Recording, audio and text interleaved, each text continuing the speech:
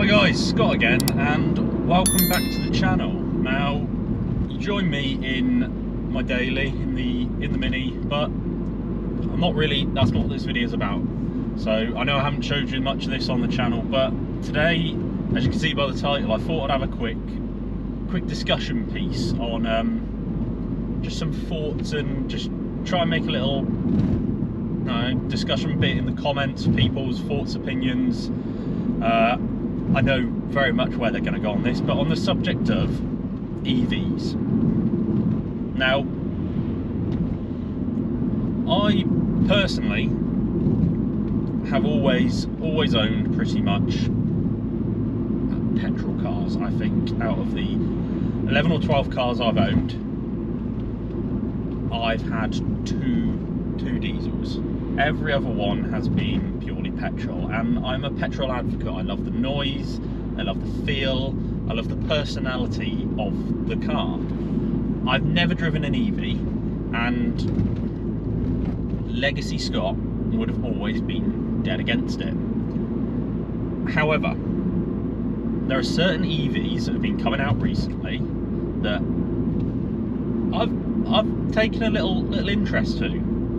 I wouldn't replace any of my cars with them, maybe take one as a daily eventually, but they've started to become a little bit more appealing. They've started to come out with some more driver focused, obviously never going to be the same or the same league as any of this normal combustion engine goodness, but they have started to take a little interest, curiosity, let's say. And there are some fantastic looking ones out there. But, as I said, this is not me saying I'm getting an EV. It's more, obviously, unless you've been living under a rock this week, we all would have been aware that the new budget has dropped from the government. In the UK, if you're watching the UK, I've got very few followers abroad currently, but if you're watching and it doesn't mean anything to you, or if you're just interested on this new taxation on EVs specifically that I thought I'd talk about today, then keep watching. So, as I said, Rachel Reeves has just brought out her new budget. One of the big headlining topics that I see all over the place, I'm seeing all over my feeds, is this new pay per mile on EVs and hybrid plug-ins. There's a few things that jump straight away. Is obviously over the recent years, vehicle excess duty tax has been seen more as a tax on emissions. So more like economical, less harmful to the planet cars, as I say. They've been hit a lot less. They haven't really had much tax put on them at all. So people have been getting away with paying no road tax, or vehicle excess duty, which is commonly known as road tax, or let's say very minimal amount of £20. And that always seemed a bit, not unfair, but it was like a driving point behind why people would buy an EV, is all, you don't have to pay this extra cost. But same if you have a car of 40 years old, you don't have to pay tax or MOT on it because it's classic. So it wasn't really ever emissions tax. It was always vehicle excise duty, which is supposed to go for, correct me if I'm wrong in the comments, but upkeep of the roads and road network and all that stuff related to, you know, where you need to drive your cars. And for years, I know since I've owned the Focus, my payments have gone up from, I think it was £250 when I first brought the Focus, to about £350 a year now.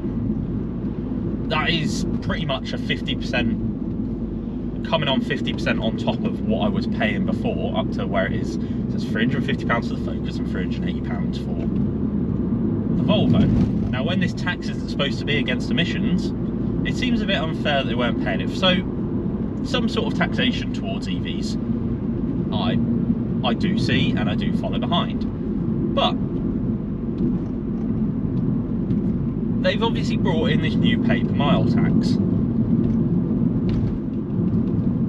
And for EVs, it's currently sat at 3p per mile, which may not seem like a lot, or it may seem like a lot to me. I'd say 3p a mile, that's not too much. But if you do the maths, if you do 10,000 miles a year, that's £300. So you'll be paying nearly what I'm paying for my combustion cars for having an EV, which obviously is going to impact the market of EVs, might even drive the prices down and make them more appealing, or might make them less appealing because you've got this extra cost to pay, because you'll be paying nearly the same tax, which for some people buying EVs you've probably been trying to avoid. But they're not, it's not solely a replacement for vehicle excise duty. Again, correct me if I'm wrong, this is a discussion for just people to do their research. Where I've been doing my research online, it's a bit of a, let's say they're trying to make up for losses for where obviously they make money from fuel duty tax, which currently sits at around 4 to 6p for petrol and diesel vehicles. So you're still saving on that, but obviously electric cars are supposed to be more affordable, cheaper, and the way forwards. So is 3p per mile too much? Is it enough to, like I said, I've been dead against EVs. Would I be put off buying one due to this tax? Not 100%. Like I said, they've been tempting me more and more, and eventually that is the way everything's going to go. Unless if someone comes up with some amazing technology that allows them to keep combustion engines of some sorts going, which I would absolutely be 100% for. Is this just a way to make up the loss of taxes from fuel? Or is it something completely different? Who knows? Couldn't tell you. The main one also, which I know is behind people's minds, and I've been doing a lot of research into, is how do they know? How are they going to know how much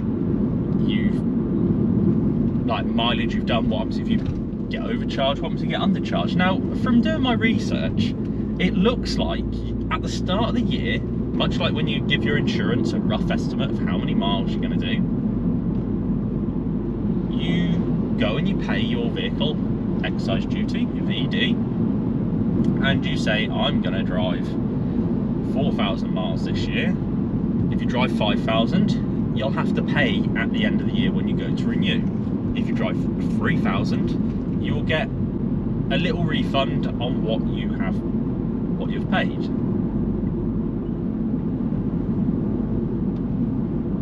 Is this going to work? I don't know. Are they going to make it a more common thing? Again, is this the way all road tax is going to go eventually? Because if they did pay per mile for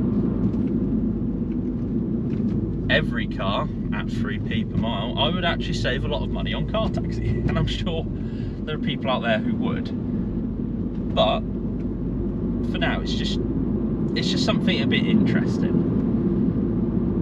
Are they trying to put people off buying EVs because, well known, our infrastructure isn't quite there yet, and there are a lot of electric vehicles about, but the infrastructure isn't quite keeping up yet? So are they trying to slow down that, or are they just trying to make money? Who knows? I just thought it's on the topic of a lot of car feeds at the moment. I just thought I'd get my thoughts in, see, and if anyone can or wants to share their opinions, their comments, any pertinent, interesting points about it, that I've missed, feel free to put them in the comments. I'm happy and I'm open to have a discussion. I want to know and get behind the thoughts of what could be either a big flop in the way cars are going, or a big turning point in the way cars are charged in our country. So yeah, for now, thank you very much for all watching. I know it's not something I normally do, but very recently certain EVs, the Alpine A290 especially, have been very high on my, I wouldn't say interest, but a lot of the videos down when I go and watch content, a lot of them are going towards, and I've seen quite a few people with these cars. So I've been doing more research into certain hot versions of EVs, and then obviously this comes out, so it just seemed like something I wanted to address and get thoughts on from many of you, because obviously many of you follow for the Volvos, many of you follow for the Focus, and it's interesting to know thoughts on whether you would like a pay-per-mile system for the way they do VDs for combustion engines, or whether you think this is just another bad idea. I don't know. I'm just seeing how it plays out. But as always, I hope you enjoyed the video, and don't forget, hit that like, subscribe if you've made it this far, and I'll see you all in the next video. It won't be about EVs, I promise. So goodbye for now.